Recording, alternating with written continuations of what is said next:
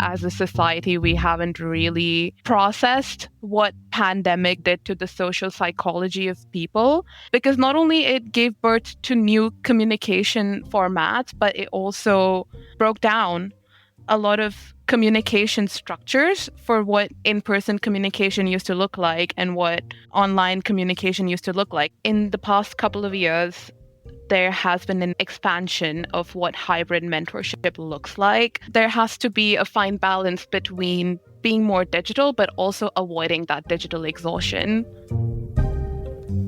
Welcome to Design Nerds Anonymous, the podcast that sparks curiosity at the intersection of business and design.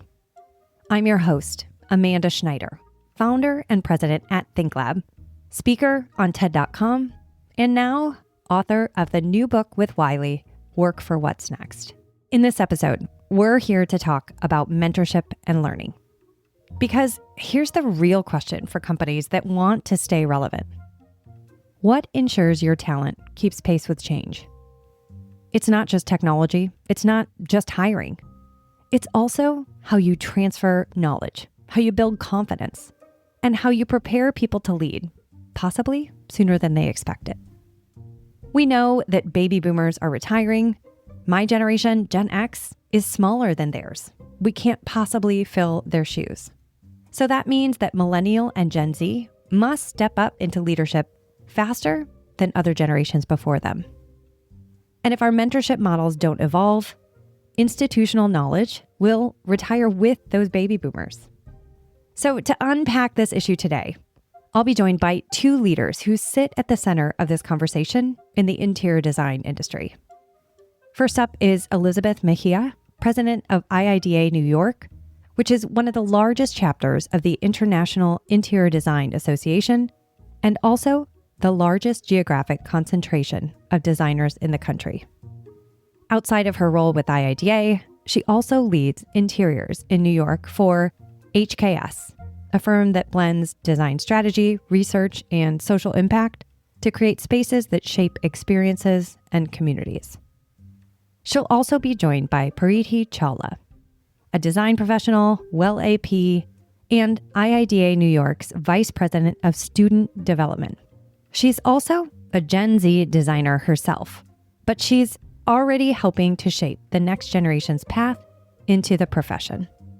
You'll hear from her a real lived perspective on what learning, mentorship, and leadership looks like for emerging talent today. Together, we explore how mentorship must decentralize to survive, why asking better questions may matter even more than having better answers today, and what it will take to build adaptable, equitable learning cultures in a world that won't stop changing. Here's my conversation with Elizabeth and Pariti. I would love to start with brief introductions, professionally and also your roles with IIDA. So Pariti, maybe we'll start with you. Tell us your name, the work you do in a few words, and maybe one word to describe the future of mentorship and learning, given the path that we're on today. I'm Pariti Chawla. I'm a design professional at TPG Architecture. I'm a recent grad. I am also the VP of Student Development at IIDA New York. One word for the future of learning and mentorship: decentralization. Having different sources of learning and having different sources of mentorship, and similar for mentors and mentees, having different sources of learning and almost sharing the responsibility. Absolutely. And can I ask, are you a Gen Zer? You said you're a recent graduate. Yes, I am. Okay. I love that we have some Gen Zers on the podcast. So Elizabeth, you want to introduce yourself and give us your one word? I'm Elizabeth Mejia. I am the current chapter president for IIDA New York. Professionally, I am our office design leader for interiors at HKS in New York. My one word for the future of mentorship would be partnership. Partnership is really that reciprocal growth, being able to mentor, having mentorship flow in all directions, but then seeking mentorship as partners. It's not an imbalance in level and skills or how much years of experience you have. Kind of going on what Pariti was saying, it's kind of fluid in the sense that, you know, I can learn from someone below me. They have just as much to offer. And that's something that I would hope in a mentorship, that that partnership is we're both learning and achieving something from all different directions. I love how those work together too, decentralization and partnership. And I want to dive into some of the concepts of the book and really hear what stuck out to you. I sent you each a couple of chapters. There's a whole chapter on mentorship, a whole chapter on learning. Preeti, I love that you're coming at this from a Gen Z perspective. And Elizabeth, I love that you have such, reach into your firm and thoughts around our industry and how we have historically handled maybe mentorship and learning versus maybe what we need to look for in the future. What would you say, Elizabeth? I'm going to start with you on this one. What would you say is one core idea from these two chapters on mentorship and learning that maybe aligns well with what you're seeing? And how would you build on it? I'd say the one core idea that really resonated with me that I try to bring into my work is asking better questions, not just within projects, asking questions, but just in general, there is an inherent now of connecting the why. There has to be a why behind something and not getting stuck into, I'm teaching this because this is just how it's always been done, but challenging those questions on the why and being able to influence or flip an approach. Learning historically has been about knowing, maybe memorizing answers, going to a specific training session. But in the future, it's going to be more about asking the right questions to get to answers. And to me, that's not just about AI. It is also about how do I make sure if I'm a manager that my team is not always having to come to me for the answers, that the more questions I ask of them, the more it's going to activate them. So I love that you picked up on that. I think that's a pretty big flip for our industry. Would you agree? Yeah, I would. And I think it's also to the asking those questions of really leaning into what are you trying to understand? It's not just like, what can I do or what's next? It's the why am I doing this? Or have you thought of something this way? As a leader, asking those questions to someone that I am trying to mentor or a junior of coming to me is like me seeking to understand. And so having those questions in mind of seeking to understand versus like just seeking to know, asking, did you think of it this way? Or walk me through your process? Or what did you try out? So then I can ask better questions or they can understand from me. Preeti, how would you add to that? I think the one thing that I found really interesting in the book is that you broke things down into myths and ideas. So I think I'm going to start with a myth that you talked about of having only seasoned employees being mentors.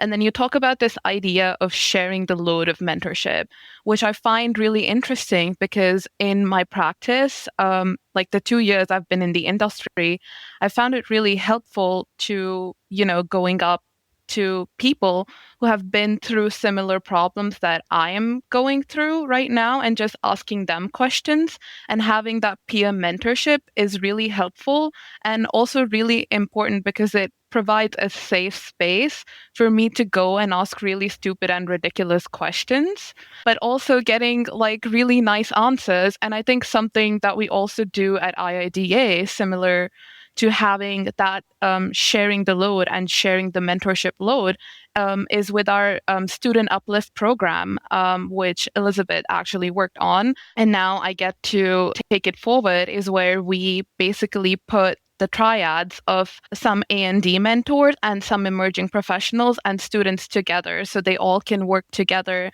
and ask each other questions and have basically giving students a platform to have their safe space in the industry before they even enter the industry. There is often a gap between what you're learning in school and how that is being translated as an emerging professional. So I think I really enjoyed reading about sharing the mentorship load and having not all the senior designers, but also intermediate designers weighing in and helping you out and help you grow as a junior. IIDA is really about community. It's our design community that brings together everyone in the industry, whether you're a designer, industry partner, a rep, a manufacturer, anything, even looking at who else our partners are from trades to contractors, all of that, we're all involved here. And IIDA is International Interior Design Association, and it is the commercial association. So we really focus on the commercial spaces. What matters to us, and I think IIDA in general, is finding your community, how we can bring people together, how it's impactful, how it's meaningful, and how we can best support our members in all steps of their growth. And I love that you guys are, living, breathing, walking, talking examples of this. So, Faridi, I love that you brought up, that you're already a mentor. You're 2 years into your career. And I think that's something we've heard is that a lot of Gen Zers, they don't see themselves as the junior. They're ready to also contribute to the next generation, be it students or someone who's maybe only got 1 year of experience right behind them. We're also hearing a lot about burnout. I think that there is a reputation for the youngest generation that talks about burnout. However, even from our senior participants in a lot of our Think Lab research. One quote from a research session that we did not too long ago with some senior leaders, a very prominent firm leader of a very prominent firm said, I used to spend about 25% of my time teaching and mentoring.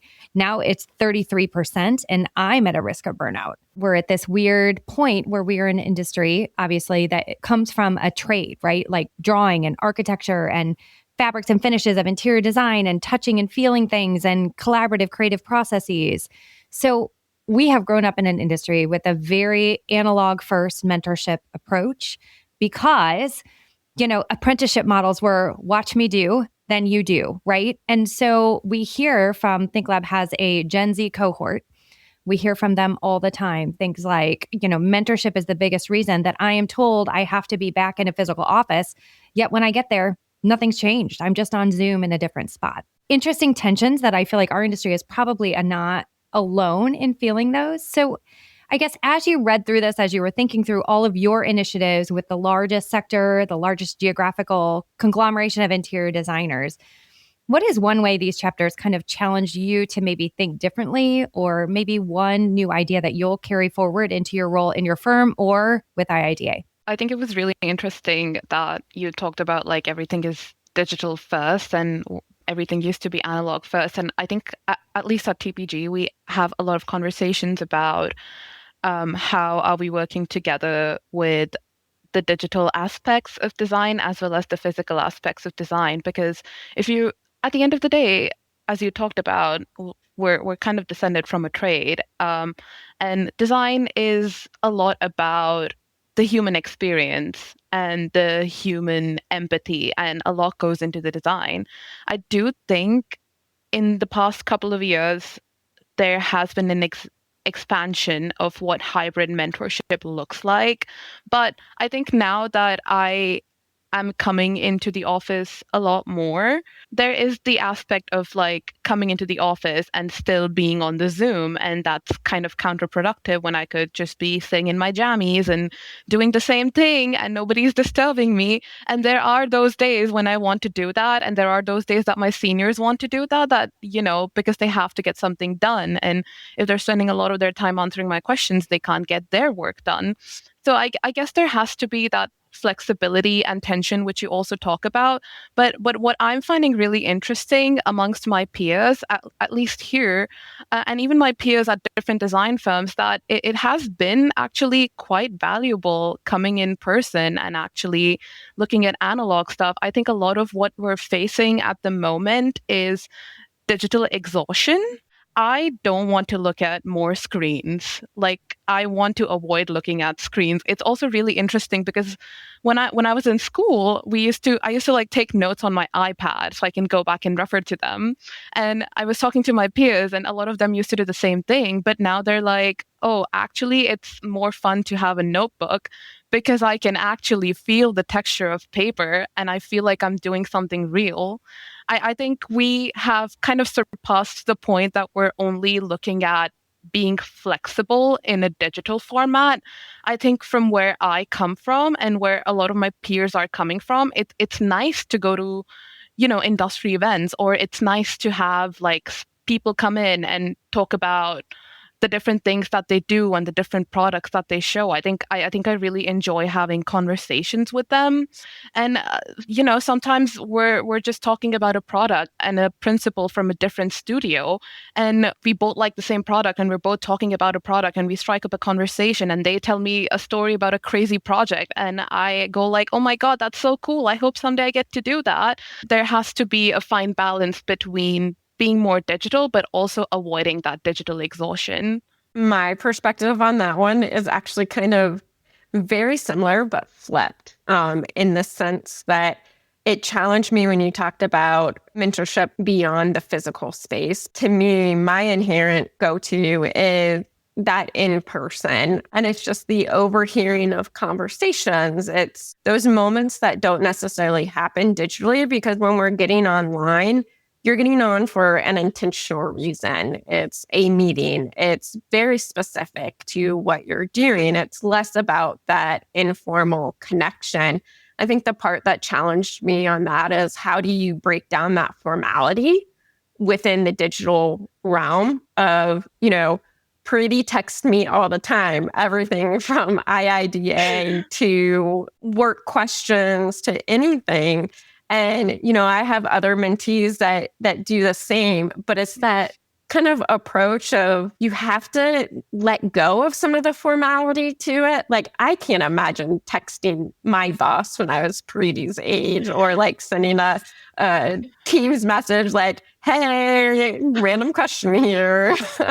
So it's like encouraging that mentorship, that, you have that personal connection when you're together, when you're, collaborating and all of that. And to me, it's how do you, in that digital realm, break that formality to allow those avenues and those paths to come forward to encourage that mentorship when you're not together.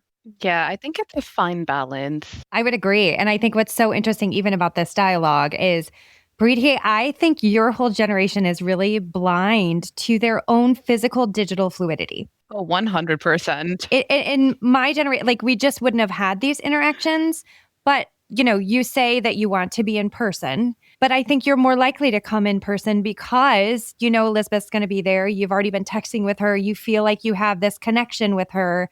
Digital first is not digital only. Nobody wants to be digital only. There is a lack of humanity when we go fully only digital. But ironically, the more we connect digitally, the more physically we're going to want to show up, because I feel like I know you. And maybe it's that I know you have a chihuahua and I'm sending you a funny meme of a chihuahua and it says, I see you, and then you feel seen and you want to show up. This is still a major issue that our industry is having, especially when, our main client is a product manufacturer. So all these reps that are trying to meet the Preetis of the world and get connected with the next generation that was born into this industry during lockdowns of a pandemic, and they're struggling because they have all these amazing events, but nobody shows up. I'm so proud to introduce Mannington Commercial and Cindy Coffin as a Season 10 sponsor of Design Nerds Anonymous. Mannington and Cindy herself have been alongside me, not only in the research, but also in the writing of this book. Mannington Commercial has been a longtime sponsor of DNA. And one of the reasons I'm so proud of that is because DNA is the voice of our industry. I'm so thrilled that you've been a partner for so long on DNA. What are the changes that you think people are struggling to solve? It's a tough time to be a designer because you're dealing with a lot of information, but the responsibility lies on the shoulders of our industry for a great deal of what our future as a civilization looks like. What is Mannington Commercial doing to really address some of these challenges? We are committed to being fully transparent with everything that we do and the way that we do it. So that transparency really supports designers having access to all of the information that they need to make the right decisions clearly and plainly and transparently as possible. If you could invite our podcast listeners, what would you say to them? I think human beings are the differentiator. So I invite you to connect with a Mannington Commercial rep to learn more, not just about our new products, but how we think and how we show up for you as your design partner.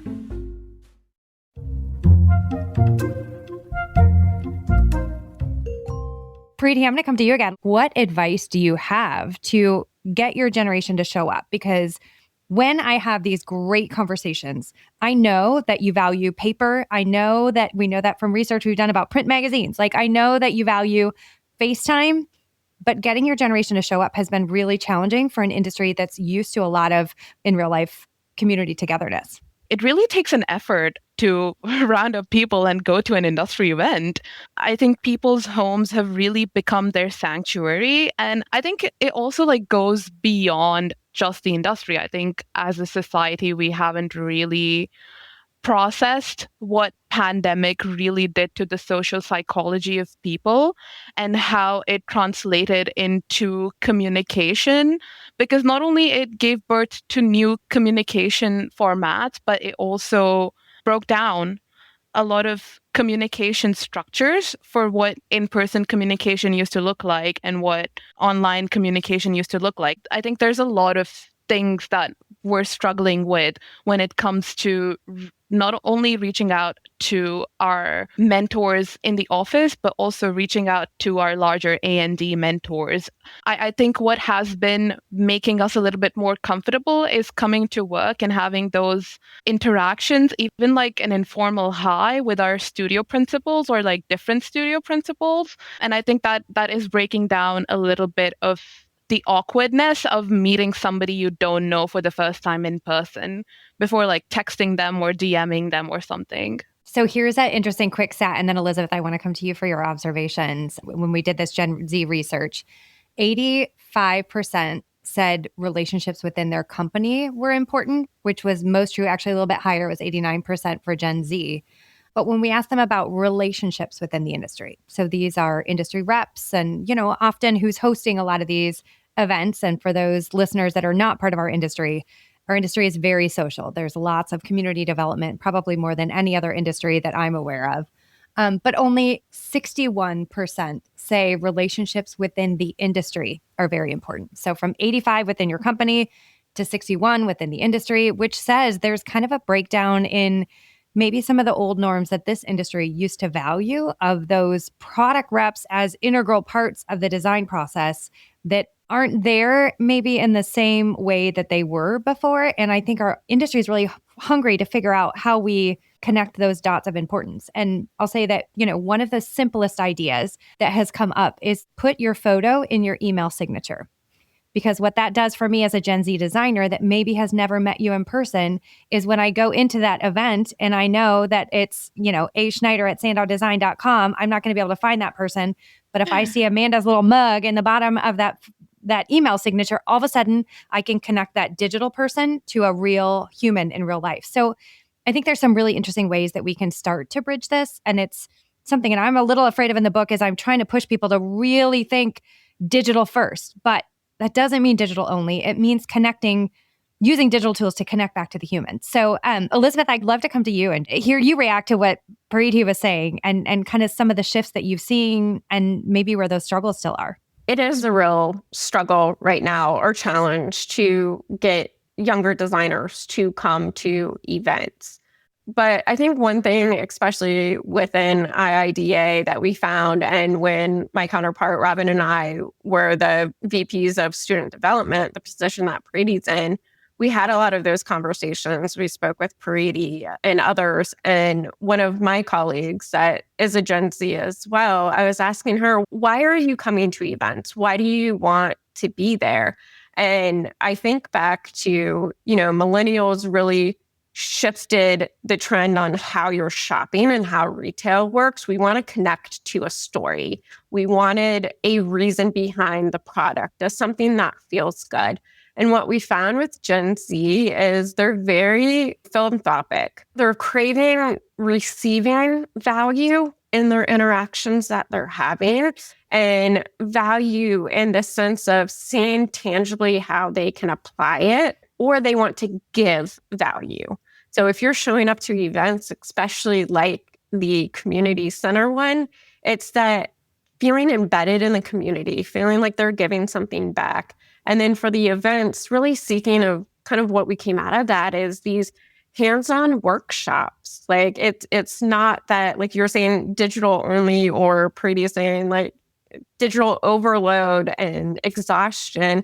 It's not showing up and looking at a PowerPoint and clicking through and having someone talk at you.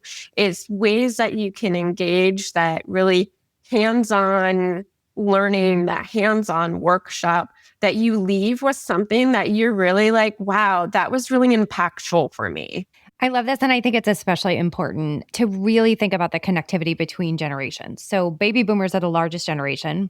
They are starting to retire. My generation, Gen X, is one of the smallest generations. We will not be able to fill that gap. So it means your generation, Elizabeth, millennials, and your generation, Preeti, Gen Z, are going to have to step up sooner in their careers. And I think there's a real risk to losing a lot of that tribal knowledge, for lack of a better word, so I think it's not just these generational conversations risk sounding like it's so important to understand what Gen Z wants and, boomers be gone. Like, we don't care what you want, and that's not it at all. It's really about understanding what Gen Z needs so that we can have this information transfer across all of these generations, and that some of this craft, if you will, is not lost. So I think that's a really beautiful concept.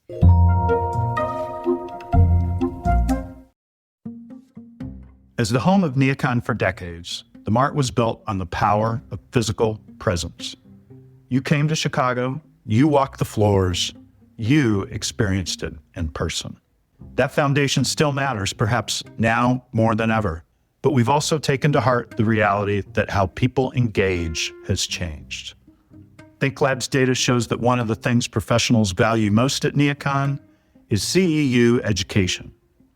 Today, many more designers are accessing that content through our digital platform, dramatically expanding reach while strengthening the in-person experience.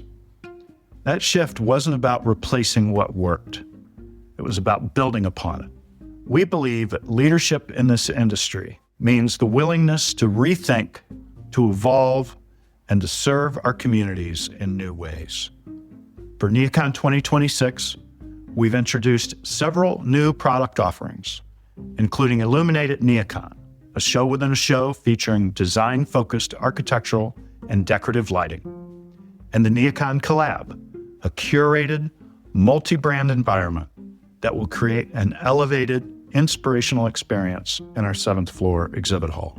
And we're proud to continue shaping what's next, together. This season of Design Nerds Anonymous is supported by the MAV Group, an executive search and coaching firm in the design and furniture industry. I have personally seen how deeply they understand this community.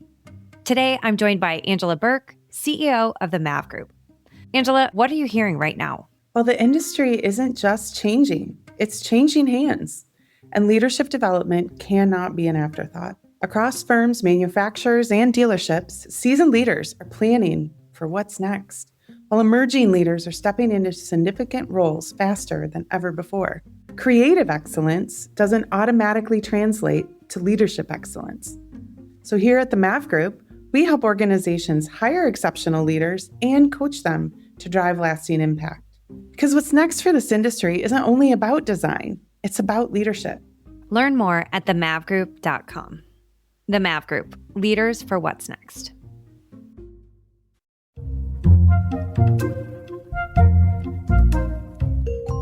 Let's go into kind of a lightning round here. What's one piece of practical advice that you would give to leaders, teams, or individuals? Don't assume how you've learned and how you received information throughout your career is how someone else wants to receive that information. It's a layer of empathy. It's not, taking into changing everything that you're doing, but really understanding that how someone else wants to learn or how someone else wants to do something might not be how I did or how I was taught. And so it's just having that transparency and conversation of how do you learn best so I can impart that knowledge to you. I would say my piece of advice to all the generations would be ask questions. Ask each other questions, not just about what are you designing or how can we help your design process, but general questions about each other and be more interactive with each other so you're comfortable enough to ask how to design and how to learn those design processes, even to the older generations come ask me questions and give me the space to ask you questions so we can all work together and design better. In the book, I give tangible ideas to try. So either choose one of those that you're going to try with your team, or maybe there's something that you're going to try that this sparked that you would add to. So Preeti, you want to go first on this one? Ooh, yeah. I actually would love to work on decentralization of design. I think you really talk about like how everybody is mentoring each other and helping each other out into understanding where we're actually going with the design process and where we're going as an industry. So I think that's something, at least at TPG, we're trying to work towards, and we're trying to have more voices of different people come in and really put the culture together. I would say encouraging agency, encouraging the space to ask those questions, what Preeti is saying, having someone feel like they have agency and ownership over asking questions and baking that into the process. I think so much as leaders, we get so into the fast pace of our projects, or even within IIDA, of things that just have to get done. Let me tell you how I want it. Let me tell you how it is. But being able to take a step back and giving like Preeti agency to say, how would you do this? Walk me through how you want to, and being able to start to shift that load of mentoring and being able to delegate to them and building that trust. So I think all of that in agency builds the trust, builds the connection, but you have to be able, someone has to feel that they can have that agency and ownership. You're all like playing into one of the big concepts that we heard over and over in this generational research was, I trust you when you trust me. I value you when I feel valued by you. And I think it's really interesting as we look at, there's a gentleman named Mark McCrindle that I quote a lot in the book because he's, to me, the world's foremost generational expert. And one of the things that Gen Z looks for is empowerment. So if we're trying to engage them, modeling that question asking like you're talking about, or showing them what you want to receive from them, it's a real mirror. It's a really good way to do that. All right, last question. We started with one word. In the book, I close out each chapter with painting a picture of 2050, kind of a better world if we all really stay open to these ideas, test them, try them, iterate together. Given the discussion we've had today, what would you say? We started with decentralization and partnership. If we get this right, what words would you add to that to close us out? Equitable. And that's maybe two, equitable and fluid. Equity in the sense across how you're learning, what you're exposed to when you're learning, social and economic, as well as skill levels. And equitable for me for 2050 is, with the push of AI here, and it's becoming a paid tool. And so what happens to those that don't have access to it? Are they going to fall behind? Because the ones that do are already at an advantage. And so how we can continue to push this community, and if we get it right, especially around AI and our learning models and how we're encouraging this mentorship, it would be equitable, especially around learning. Mm-hmm. Preeti, did that spark anything for you? Yeah, can I steal your answer, Elizabeth? Yeah.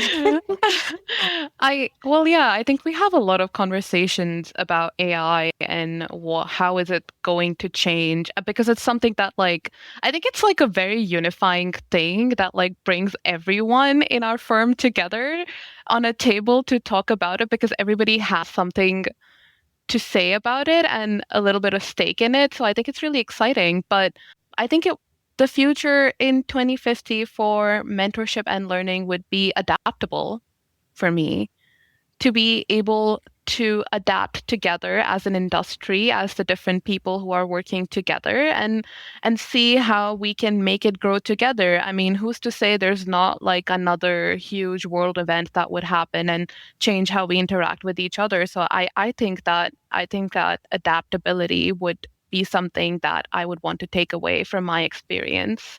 Mm-hmm. And I love how you brought that together, even around AI, which is kind of a polarizing hot topic right now, how it's really an opportunity to bring everyone together. Because if you look at it, we're all, regardless of your generation, we're all learning this AI at the same time. So maybe this is an opportunity to not think about who's above or below, but how we're all in this together.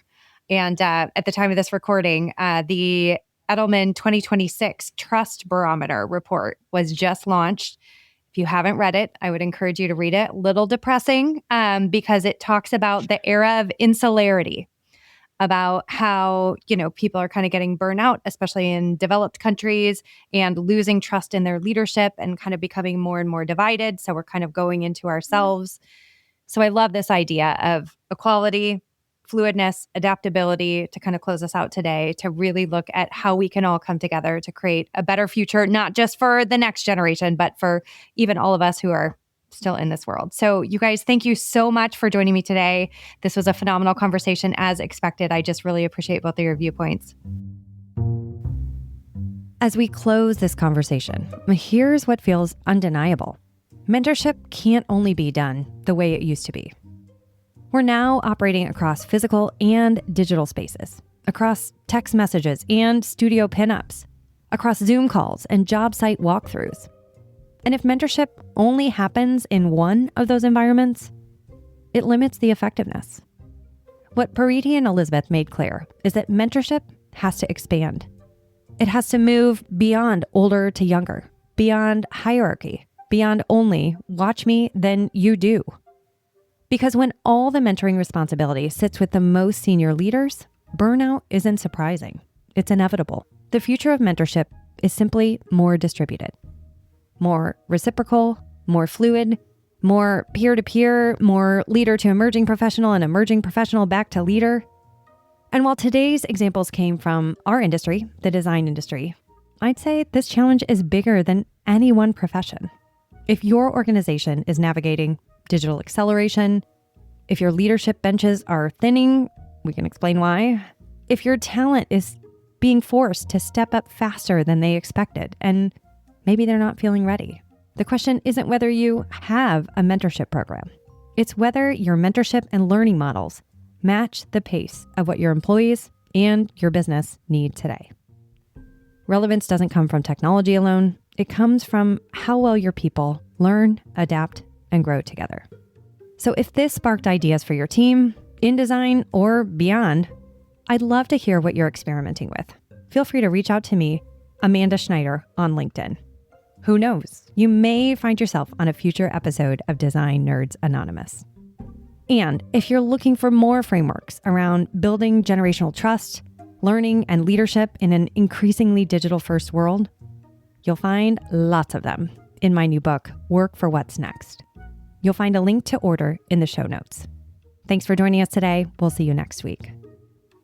Design Nerds Anonymous is a proud member of the Surround Podcast Network. Special thanks to the podcast production team, Rachel Senator and Rob Schulte.